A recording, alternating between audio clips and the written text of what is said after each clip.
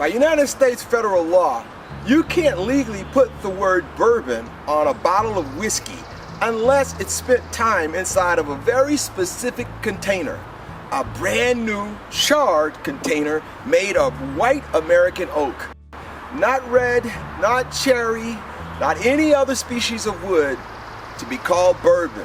Otherwise, it's just whiskey. I'm Jeff Packer, your eco-friendly scientist, host, and teacher, and you've reached the Wood Channel. And if you watch it to the end of this video, you're going to learn more about white oak than you ever thought you needed to know. Let's go.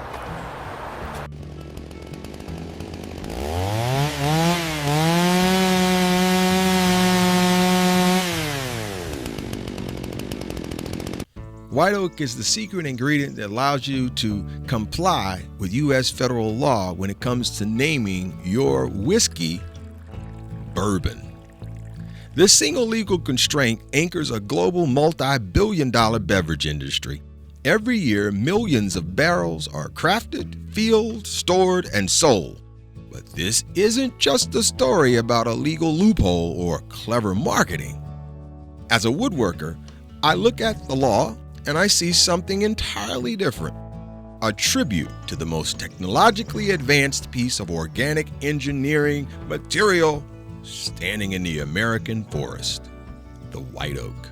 To understand why, we have to look past the distilleries of Kentucky and head straight into the woods. Meet Quercus Alba, the American white oak. To the untrained eye, it's just a stately shade tree. To a historian, it's a wood that built the ships of the U.S. Navy for a very long time. But to a cooper, a barrel maker, this tree represents a structural miracle that shouldn't actually work, yet manages to defy the laws of fluid dynamics. Look at this. Red oak has massive open vascular tubes. If you try to build a barrel out of it, the whiskey will literally bleed right through the grain. It's like trying to hold water in a bundle of drinking straws. But watch when I try the white oak. Completely sealed. Why? The secret lies in the microscopic phenomena called ptylosis. As a white oak tree matures, its sapwood transitions into heartwood. During this process, the plant cells collapse and extrude these tiny balloon-like organic dams that permanently plug the pores. It's nature's own caulking job, if you would. So it plugs the pores. Ptylosis makes white oak entirely liquid tight along the grain, allowing it to hold high-proof alcohol for decades without leaking a single drop, all without a nail or one stitch of glue. The heat breaks down the wood's semicellulose into simple sugars, caramelizing them into a deep alligator char layer.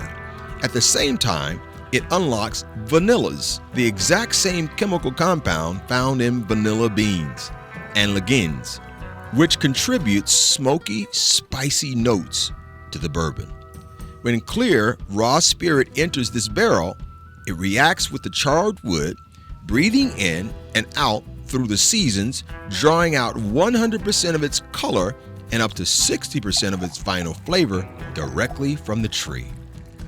Because bourbon law demands a brand new barrel every single time, this creates an extraordinary global hand-me-down economy. Once a distillery empties a bourbon barrel, its life isn't over. It gets shipped across the Atlantic to age Scotch whiskey in Islay, Irish whiskey in Dublin, or rum in the Caribbean. The global spirits market runs on this second-hand timber of the American forest. Now for the best part. A tree doesn't care about our timelines. It spends 80, maybe 100 years listening to the wind, sinking its roots into the deep earth and quietly building something miraculous. But when it comes down, how we treat the legacy matters. In a world that demands everything faster and cheaper, there's still artisans who choose a different path. White oak just isn't a raw material for whiskey barrels. It's a multi-decade trust. This is a class in responsible resourcefulness. Every cut is calculated. Every scrap has a purpose.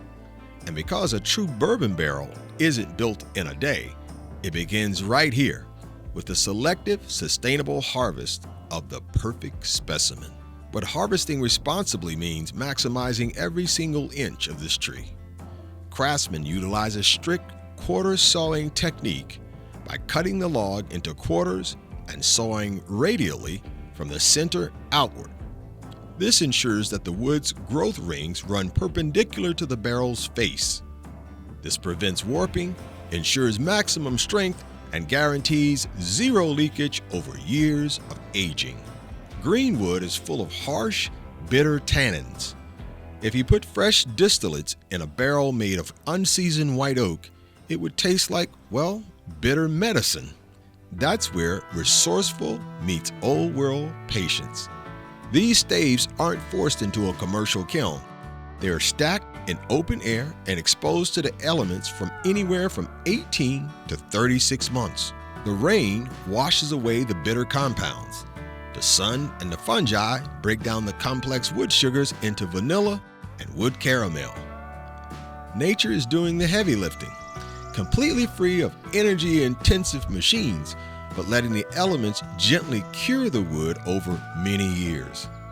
Distillers ensure that the wood is perfectly prepped to yield the sweet, smooth vanilla and caramel notes that define a world-class bourbon. Now we step into the heart of cooperage. Look closely. There are no nails, no glue, no modern adhesives allowed. The entire structure of a 53-gallon barrel relies purely on friction, geometry, and precision joining. Because trees grow organically, no two staves are the exact same width. Artisan must visually calculate and match wide staves with narrow staves until it completes a perfect circle. It's a dynamic puzzle solved by hand, a skill that takes years to master. Any small gap means a catastrophic leak somewhere down the road. The process of charring the barrel is complex but simple. First comes the toast, a gentle heat that caramelizes the wood sugars deep beneath the surface. Then comes the fire. In less than a minute, a blast of intense flame chars the interior to a number 4 level, often called an alligator char. This charcoal layer acts as a natural carbon filter for raw spirits, stripping out impurities while allowing the liquid to breathe deep into the caramelized wood layers during the changing seasons. It's the ultimate transformation of raw timber into a vessel of pure flavor. Our final pressure test with water confirms what craftsmen already knew. It's perfectly sealed. This barrel will now head to the rickhouse, where it will hold liquid gold for the next 4, 8, or 12 years. So the next time you pour up a glass of your favorite spirit, take a second look at that amber hue. You aren't just tasting distilled grain, you're tasting centuries of woodworking history.